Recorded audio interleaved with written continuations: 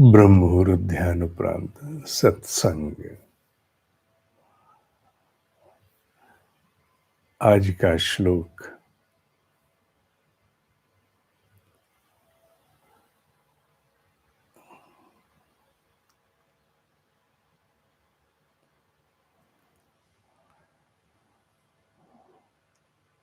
आत्म चैतन्यम आश्रित्य देह इंद्रिय मन धीयः। अलग अलग रंग कर दिए जिससे शब्द पृथक हो जाए। देह इंद्रिय मन धीयः माने बुद्धि।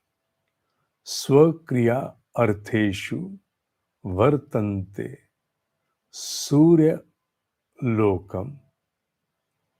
ये शब्द दो प्रकार से पढ़ा जा सकता है।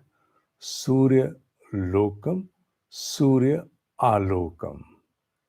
यथा जनः।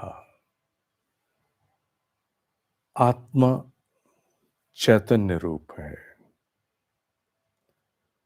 वेदांत के निष्कर्ष ही नहीं अपितु कुछ कुछ पुष्टि अब आधुनिक विज्ञान को भी प्राप्त हो गई है कि चेतना पर समूचा पदार्थ आधारित है, मुक्त नहीं है।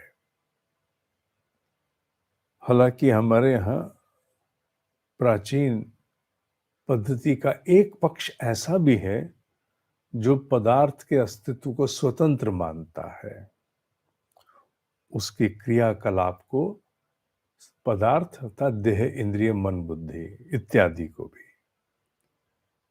पर वेदांत के निष्कर्ष ये कहते हैं कि नहीं, चेतना है तो ये सब है, अन्यथा कुछ सक्रिय नहीं है। चेतना के होने से सक्रिय है।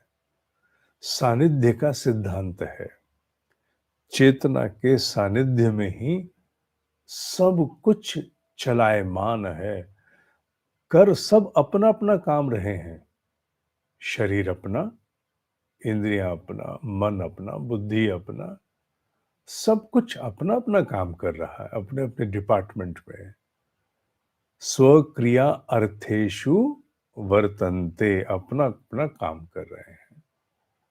पर आश्रित किस पर हैं? आश्रित किस पर है? चैतन्य रूप आत्मा पर। कैसे? जैसे सूर्य के आलोक से, सूर्य के प्रकाश से मनुष्य के समूचे क्रियाकलाप चलते हैं। सूर्य के प्रकाश और उसकी ऊर्जा से हमारे सारे काम चलते हैं। सूर्य क्या कहीं आकर के हस्तक्षेप करता है? नहीं करता। तो फिर क्या करता है? केवल एक काम करता है। वो क्या? सानिध्य। सत्य तो यही है कि सूर्य के केवल होने से, उसके सानिध्य से ही सब कुछ अपने अपने क्रियाओं को प्राप्त होता है। ठीक वैसे ही जैसे सूर्य निर्लिप्त हुआ आकाश में अवस्थित है, पर उसके होने से ही मात्र, उसके होने से ही मात्र समस्त गतिविधियां हो रही हैं। ठीक वैसे ही चेतना के, आत्मा के, चैतन्य रूप आत्मा के होने से समूची गतिविधियां चल रही हैं, पर वो मूलतः निर्लिप्त है, वो अक्षुण्ण है, वो लिप्त नहीं है, कहीं से कहीं तक लिप्त नहीं है। उसके केवल उपस्थिति, उसके सानिध्य में सब हो रहा है। उसके आलोक मात्र से हो रहा है। उसे कुछ करने की आवश्यकता नहीं है। उससे स्वयं क्रियाओं में आने की आवश्यकता नहीं है। वो है तो सब हो ही रहा है। ठीक जैसे सूर्य, ये उदाहरण सटीक है।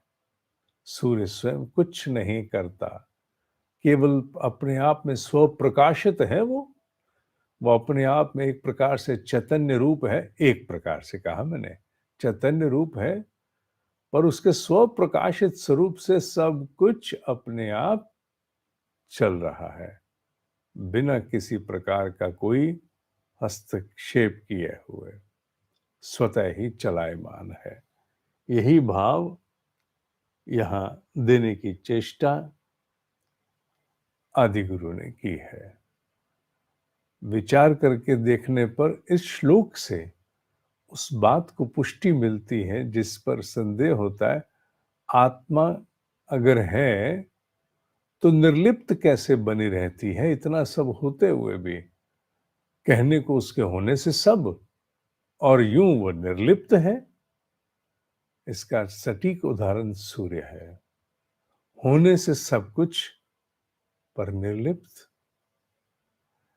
उसके शुद्ध, नित्य बुद्ध, नित्य मुक्त स्वरूप के लिए एक बहुत सुंदर उपमा स्वरूप श्लोक आत्मबोध के अंतर्गत आदिगुरु शंकराचार्य हमें जी महाराज हमें देते हैं। तो आज का बुद्धि का स्नान, इस ब्रह्म मुहूर्त ध्यान के उपरांत के सत्संग को तुम बुद्धि का स्नान मानना। गायत्री के प्रकाश में स्नान किया हमारी बुद्धि ने, पवित्र हुई, आलोकित हुई, जागृत हुई। आज सभी साधकों को पातंजलि योग सूत्र के एक श्लोक की विवेचना कि वीडियो देखने का, लेसन देखने का एक्सेस दिया जाएगा, जो ज्योतिषमति पर आधारित है।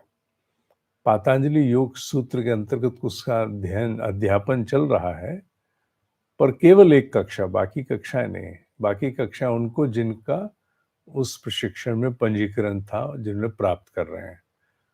केवल ज्योतिषमति ध्यान चूंकि चल रहा है, इसलिए उस महत्वपूर्ण विषय पर लगभग आधे घंटे की कक्षा का लिंक आज सभी साधकों को मेल और व्हाट्सएप के द्वारा दिन में भेजा जाएगा, जिसे आप अवश्य देखना। मैं इस बात का आग्रह कर रहा हूं, ज्योतिषमति से संबंधित पातंजलि योग दर्शन के आलोक में वो वीडियो अवश्य देखना। ठीक है? ओम ही सत्य है, ओम ही सत्य है, ओम ही सत्य है।